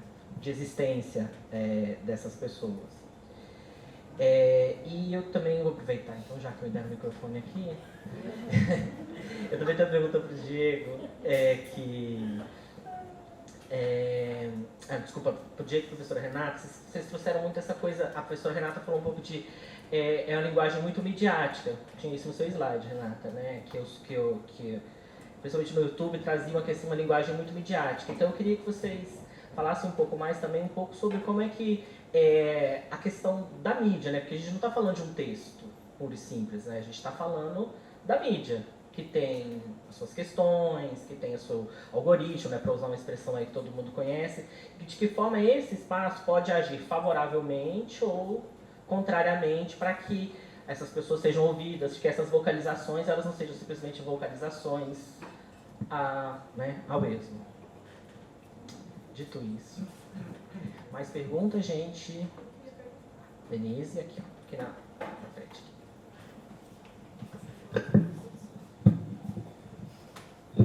Minha voz, né, maravilhosa, da roupa total. Bom, primeiro, parabéns para a mesa, né, muito bacana, né, o diálogo que acabou sendo construído, aí ficou muito legal. Eu queria perguntar, talvez, para o Diego e para o Paulo, tem uma coisa que me incomoda um pouco nessa questão do uso das redes sociais, que é uma espécie, que é o horizonte. Porque, assim, eu participei, né, tenho mais idade, participei muito do movimento, junto com o Movimento Negro de São Paulo, né, das lutas todas, do Abdias Nascimento, tal, né, Solano Trindade, etc. Enfim, e assim, havia um horizonte de transformação social. E que é algo que eu não sinto, né, muito nesses espaços de localização. Por outro lado, eu compreendo, a nossa vida é curta, né? Cada vez mais a gente tem consciência disso. E todo mundo quer ser feliz, com tudo que é bom ser feliz, né? Comprar as coisas e tal, né? Etc. Então, eu queria só saber isso. Como equilibrar para a gente também não ficar exaltando, né, como um espaço de liberdade, sem esse horizonte? Porque o que eu sinto, assim, muito falta disso é que o horizonte, inclusive, muitas vezes é altamente conservador, e é justamente esse conservadorismo que ratifica o racismo e todo o resto que a gente conhece. Então, para isso. Para a Renata, eu vou perguntar pessoalmente.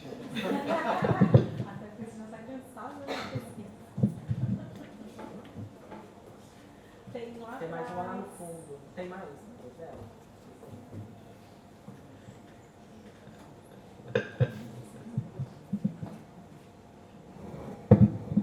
Olá, boa tarde. Eu me chamo Ara. Eu queria primeiro perguntar para a professora. A senhora falou sobre a questão da rede social, e aí eu queria pensar o YouTube. Eu sou da pedagogia, né, e não consigo não pensar a educação nesses espaços.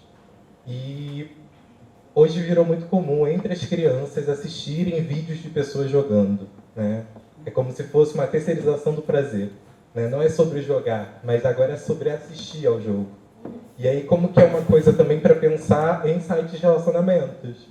Porque a gente é oriundo de uma geração que não sabe mais abordar outros sujeitos. Sempre há uma mediação disso.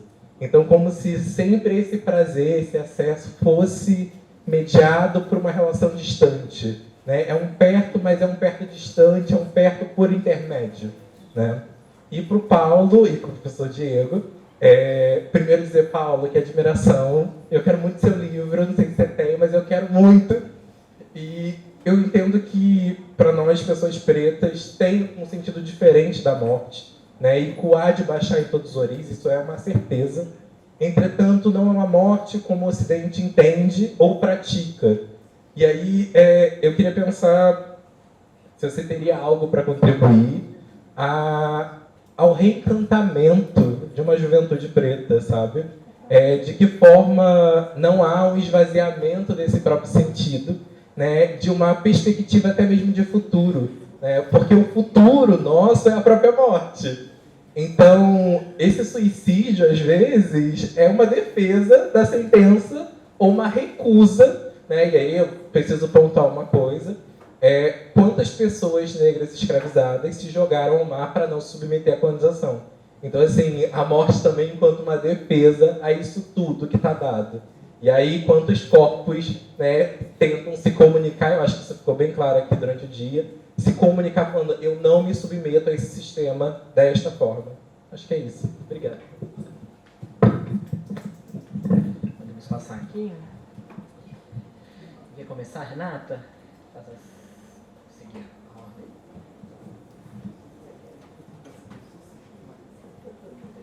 Posso começar? Eu vou tentar fazer uma síntese, hein?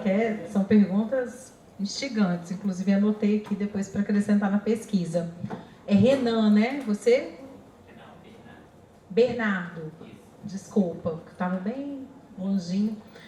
Então, Bernardo, olha só, a gente não entrou no Twitter ainda. A gente começou a entrar no TikTok. Ou seja, porque a pesquisa, né, ela começou no Facebook, depois ela foi para o Instagram, foi para o YouTube. A gente ainda está no YouTube, porque agora a gente quer entrevistar, né, além de fazer toda a análise. E você me pergunta com relação à abordagem. Então, a gente ainda não fez a pesquisa no Twitter. A gente, num primeiro momento, achou em termos de trocas comunicativas, porque nos interessa muito a dinâmica das trocas de comunicação, mesmo que sejam laços fracos, né? Porque nas redes sociais a maior parte dos laços são laços fracos. Por isso que o grande desafio, talvez, na minha perspectiva, é a gente pensar nessa ideia de vínculo mesmo, ou seja, como formar vínculos sociais um pouco mais fortes, porque é impossível com 1.000 amigos, 2.000 amigos, enfim, 10.000 amigos, quem tem, né? Enfim. Então, no caso do Twitter, eu acho que existe uma dinâmica ainda mais desafiadora, porque a comunicação ela é muito mais fragmentária do que nas outras redes. O que eu posso dizer para você, num primeiro momento, como a gente faria uma abordagem? Geralmente a gente analisa as redes de acordo com as próprias especificidades da própria rede, ou seja, tentar perceber como que se dá a dinâmica em termos de arquitetura da rede, como ela é estabelecida. Depois a gente puxa a partir de palavras-chave, ou seja, no nosso caso a gente está trabalhando com suicídio e palavras, enfim, que são convergentes, né? A questão da saúde mental. Então a gente vai primeiro para uma pesquisa mais de enunciado mesmo. A gente não faz abordagem logo de cara com os atores, tá? Mas é uma boa sugestão, acho que talvez a gente possa entrar no Twitter e quem sabe depois do TikTok. Porque a gente acaba, assim, como eu também sou uma professora que tenho, enfim, bastante interesse na cultura do audiovisual, que foi até alguma questão que pulei ali porque não deu tempo, o Twitter é uma rede das redes sociais digitais, é a menos audiovisual, tá? Então é por isso, a gente marca muito pela questão do audiovisual, assim, a perspectiva mais enfim, do que a gente tem de uma perspectiva, tá? Então, nesse sentido. Não sei se eu te respondi, mas gostei da sugestão. A pergunta do Maxi com relação à linguagem midiática, eu acredito, assim, na verdade, aquilo que eu falei muito rapidamente no finalzinho, né, da fala, a gente está vivendo hoje, em 20 anos, é uma nova experiência do sujeito. eu acho que o sujeito é uma nova experiência de sociabilidade. Assim, eu me deparo com algumas coisas, inclusive sou questionada até pelos meus alunos, né? Tem alguns aqui, inclusive da pós, que falam, é isso, é uma nova experiência. Então, é muito difícil a gente comparar a experiência física, da vida física, com essa experiência do que eu chamo, inclusive, eu trabalhei um pouco isso na tese de doutorado, que já está velhinha, porque foi lá em 2009, a ideia dessa materialidade é um outro tipo de materialidade, entende? Então, eu acho que a gente tem esse desafio, ou seja, que corpo é esse que se constitui nessa ambiência digital que não é material, mas ao mesmo tempo é material, porque as pessoas vivem na imagem. Nessa perspectiva, eu concordo completamente com o que a professora falou. Ou seja, é uma questão de que a imagem parece que ela tem uma preponderância neste século XXI, e eu acho que as pessoas estão vivendo pela imagem. Estão experimentando, estão morrendo e vivendo e morrendo. Exatamente. Então, me parece que tem toda essa questão da performance, tem esse sentimento, inclusive, assim, um dado aqui que não tem relação, mas tem, que o Brasil ultrapassou os Estados Unidos em números de cirurgias plásticas, e as pessoas querem ficar iguais aos filtros do Instagram. Então, isso é muito, muito sério. Porque você quer ser comparado com uma imagem que você está manipulando. É muito mais fácil você manipular a imagem do que você fazer procedimentos dessa materialidade física. Então, talvez essa seja uma grande problematização. Ou seja, que corpo é esse que é muito mais fácil de ser editável e de ser performado do que esse corpo físico que se tornou obsoleto. Então, perpassa um pouco por aí essa lógica dessa linguagem midiática, que também é um corpo midiático, né? Então, ele é muito mais fácil de ser performado do que o nosso corpo. Não é que não exista performance, né, gente? Assim, a gente colocou uma roupa, a gente está aqui falando e tal. Claro que tem uma performance. Mas eu acho que a edição dessa performance ela é mais fácil nessa sociedade mediatizada deste século, principalmente. E a última questão, com relação ao YouTube e a questão da educação, adorei o que você falou, porque é exatamente isso. Eu acho que talvez esse seja o grande desafio, que é essa ideia de mediação. Então, as nossas relações hoje em dia, elas estão cada vez mais mediadas, o que é uma nova experiência. Então, ou seja, às vezes você está dentro da sua casa conversando com o seu marido, com a sua filha, com a sua mãe, pelo WhatsApp. Isso é muito estranho, assim, para mim isso é muito estranho, porque eu ainda sou do século XX. Mas as pessoas estão num processo adaptativo, inclusive as gerações. Por isso que eu não gosto muito quando a gente coloca tudo nesse bolo, a geração de hoje em dia, mas o meu marido é um cara que é 1 ano mais velho que eu e muito mais jovem muito mais velho do que você, que faz isso, que vai falar comigo pelo WhatsApp. Então, ou seja, também existe essa contaminação telânica desses usos, né? E fica também uma questão, pensar nos usos, ou seja, nós nas redes sociais somos usuários. Olha que loucura isso. Só para a gente parar para pensar um pouco também dessa influência do pano de fundo do capital, que evidentemente a gente não pode estar descartando. Então, sim, existe esse processo todo das relações estarem cada vez mais mediadas e diria ainda mais, midiatizadas, porque ainda tem essa pegada do mercado além desse processo de mediação, tá? Eu vou aproveitar aqui o gancho da professora Renata para responder o Max. Né, como as pessoas são ouvidas, né, na ambiente midiática. E, assim, eu retomo a questão da... Eu sou menos apocalíptico e mais integrado, assim, chamando um pouco Humberto Eco, né? Eu realmente gosto dessa pegada da Renata, que ela fala dos usos.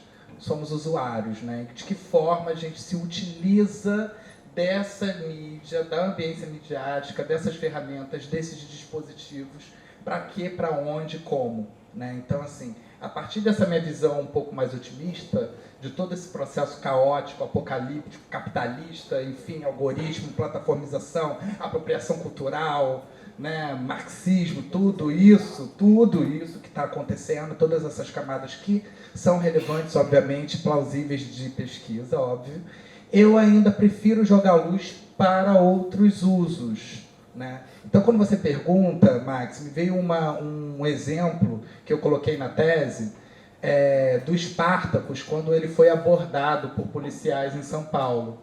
Não sei se vocês conseguiram ver, ele entrou ao vivo.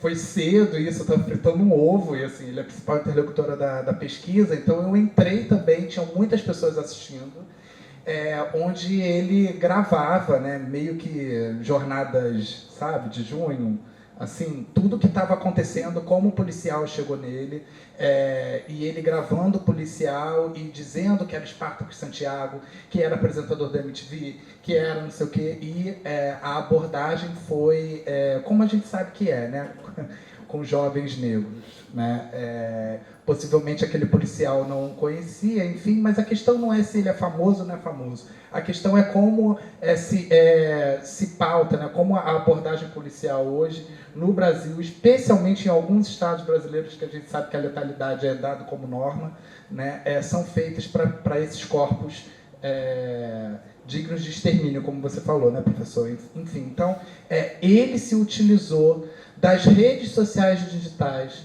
do alcance que ele tinha, dessa possibilidade como uma tática cotidiana para defender o seu corpo e conseguir salvaguardar a sua vida e fugir às estatísticas. Então, aqui a gente já vê um exemplo bom, né, das redes sociais, né, porque na medida que aquele caso se desenrolou, ele não foi morto, ele não foi preso e creio eu, que a mídia foi essa entrada ao vivo dele e a forma como ele performou ali com o policial, né, porque foi um bate-boca ali ao vivo, talvez isso tenha sido um motivo para que ele não fosse morto ali debaixo daquele viaduto onde só tinha ele e o policial. Oi? Um escudo, né? As redes sociais como um escudo. Eu sei que é difícil a gente, né? Porque a gente está realmente muito acostumado, né? Especialmente aqui no campo da comunicação. Eu sei que a gente tem aqui outras pessoas de outros cursos, enfim. É um pouco demoníaco, sabe? A nossa visão. Porque, de fato, todo esse cotidiano mediatizado está sob a égide do capital. Isso é inquestionável. Mas eu volto a fazer o convite para que a gente consiga perceber outras camadas, outras coisas que estão acontecendo nessa ambiência midiática como essa que eu citei. Em relação à pergunta da professora Denise, né, das redes sociais digitais como horizonte, eu acho que, para quem não se tinha nada, Denise, ter um espaço onde você possa coletivizar as suas dores e aquela dor poder servir de exemplo para que outras pessoas que não tinham qualquer tipo de referência saber que outras pessoas sentem ou passam pela mesma situação, pela mesma experiência e conseguiram ter uma outra brecha, né? Conseguiram cavar brechas, na verdade, diante de um cotidiano inóspito, né? De homofobia, LGBTfobia familiar, bullying, relacionamento interracial, abjeção, tudo isso. E você vê um outro, né? Um outro que não está morto, que está falando sobre essa experiência como uma forma de sobrevida, eu acho que só aí já temos um ganho, sabe? E isso está sendo feito a partir de comunhões emocionais. Eu entendo, né? Especialmente as pessoas que acreditam, né, em outros espaços de sociabilidade para que se tenha transformação social, né, espaços físicos, inclusive, né, se fala muito disso. Mas eu também percebo, inclusive, dentro desse recorte, dessas interlocutoras da tese das bichas pretas, que muitas das vezes esse reconhecimento é dado na ambiência midiática e depois eles festas, encontros, rodas de conversa. Então, esses espaços podem ser estopins, trampolins para que se ocorra espaços de interação face a face. Né? Então, assim, na própria pesquisa, eu cito alguns desses espaços, algumas festas de libertação, né, do corpo, de se vivenciar a sexualidade, o prazer, o desejo, o sonho, a felicidade, né? Festas como a própria Baticu. A Baticu já está ficando bastante conhecida, né? Já tem vários estados.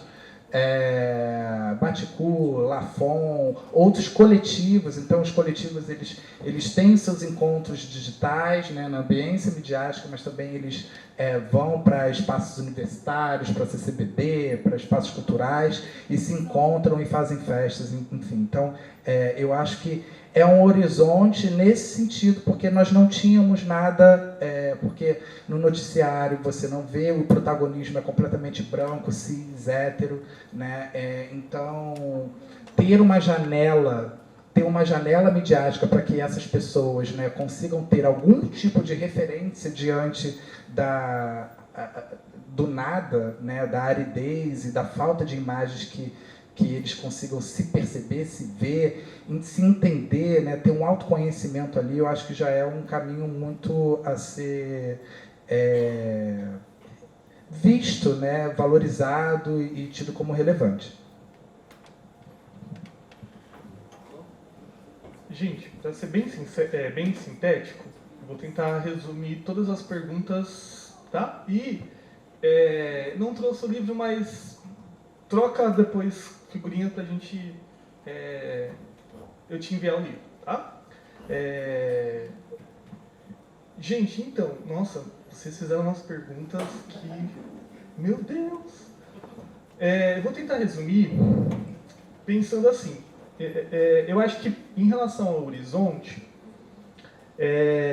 primeiro, Denise, que privilégio, né? Abdias, todo esse... Nossa, meu Deus! Eu tenho vício de linguagem, tá? Meu Deus. E misericórdia, são 2 vícios de linguagem. Mas, voltemos. Em relação a essa questão do horizonte, acho que concordo totalmente com o Di, e reitero que, por exemplo, né, Abdias, Sueli Carneiro, todas essas mulheres e homens, né, intelectuais negros, intelectuais negras, eu acho que tinha um propósito de quase que assim, ou a gente faz, ou a gente de fato é engolido, morre. Não que agora não aconteça, não exista. Mas, por exemplo, eu já sou de uma geração que foi a primeira turma a entrar por cotas raciais. Então, assim, eu já venho de uma geração que, por exemplo, estar dentro da universidade não é mais um sonho, é uma possibilidade. E agora, eu teria que lutar, não só individualmente, mas dentro de um coletivo, pensando assim, não só pelo acesso, mas pela permanência, que estamos lutando até o dado momento. Porém, entretanto, todavia, por que eu estou dizendo isso? Porque eu fico pensando, e eu vejo isso muito em sala de aula, assim, eu sou apaixonado pela sala de aula, porque acho que é ali que me mantém vivo, inclusive. Eu acho que quando eu perder isso, talvez perdi a vida, mas eu fico me questionando, por exemplo, quanto que, e aí agora eu vou tentando resumir todas essas perguntas, principalmente a do Max. Tem a Neuza Santos, inclusive, ela veio a óbito, né, por suicídio em 2008, tem um livro dela, Tornar-se Negro, que eu acho que esse livro é um livro muito potente, não só para as pessoas negras, mas quem vê, por exemplo, ou quem vai ouvir, se a gente for pensar pela singularidade, talvez ele ou ela, ele está tentando chamar a atenção, e de fato chamar a atenção do pai, da mãe, do Estado, enfim. Se a gente for olhar na particularidade, singularidade, a gente não tem como te responder. Mas, pensando, né, enquanto um elemento também político, eu fico lembrando muito do Tornar-se Negro. Por quê? O Tornar-se Negro, a construção do Tornar-se Negro, é uma construção da identidade do Tornar-se Negro, é, antes de tudo, um reconhecimento ético e político do que significa dizer isso. Eu sei que eu sou negro. Eu sei que, por exemplo, enfim, eu sou uma pessoa negra. Porém, entretanto, todavia, tomar a consciência, ele é um processo. E é aí que eu quero chamar a atenção. Raça e racismo operam de maneira, são deterministas, mas operam de maneira não determinista. Por quê? Se a gente vai entender isso, a gente vai entender que então simplesmente por ser negro você vai sofrer. E não necessariamente. Senão a gente vai colocar dentro de uma lógica de uma patologia. E isso é extremamente perigoso. Porque aí a gente vai, inclusive, relacionar o racismo com uma ordem do indivíduo, da moral. Ah, ele foi o errado, ele foi o racista, mas não sei se vocês estão caminhando. O que eu quero chamar a atenção. O tornar-se negro tem uma característica de que, se eu viver uma vida tentando buscar o reconhecimento do outro, esse outro nunca vai me dar o reconhecimento. Não sei se... Porque o outro, por exemplo, é o branco. Eu não estou falando do branco sujeito, indivíduo. Porque a partir do momento quando a estrutura, ou esse outro, que também é formado por indivíduos, me reconhece, ele deixa de se reconhecer. Esse é filosófico. Isso é uma questão que a gente teria que ter mais tempo para poder discutir.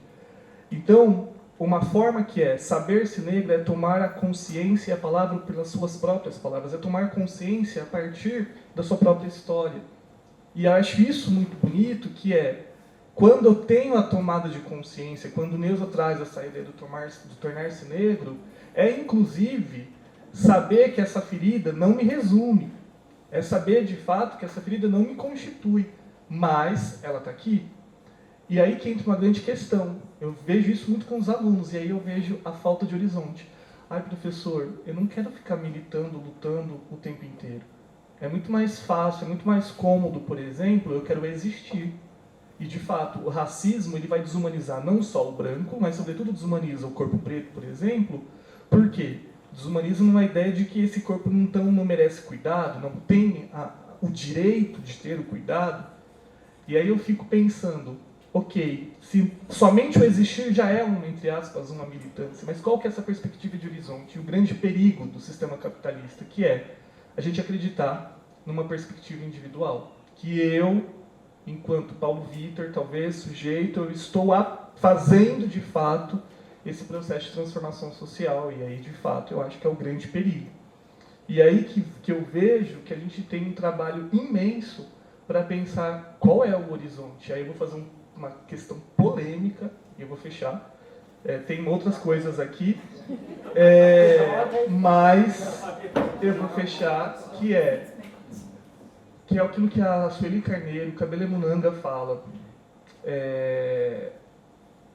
Para quem e quem se beneficia, por exemplo, acho que esse é o nosso horizonte, que é a divisão de pretos e pardos.